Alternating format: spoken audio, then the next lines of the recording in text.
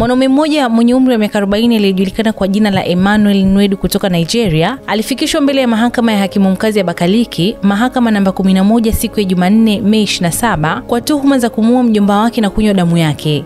Nwedu anayekabiliwa na shtaka moja la mauaji hakusomewa maelezo ya kosa lake, hivyo hakutakiwa kujibu chochote kwa wakati huo na hakuwa na wakili wa kumwakilisha mahakamani.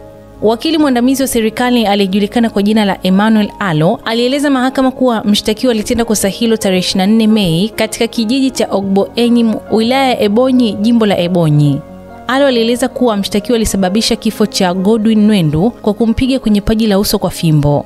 Kwa kufanya hivyo, mshtakiwa ametenda kosa linalostahili adhabu ya chini ya kifungo cha 329(1) cha sheria ya kanuni ya adhabu, sura ya 33 juzuu ya kwanza, sheria ya jimbo la Ebonyi ya mwaka 2009.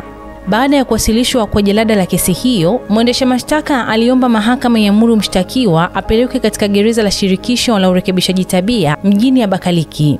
Hakimu mkuu Chidenu Wagema alitoa agizo kuwa mshtakiwa aendelee kuzuiliwa katika gereza hilo. Pia alielekeza kesi hiyo ihamishiwe kwa mkurugenzi wa mashtaka ya umma DPP kwa hatua zaidi za kisheria.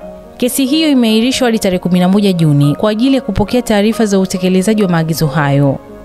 Mimi ni Bahati Limo na hii ni Simulizi na Sauti.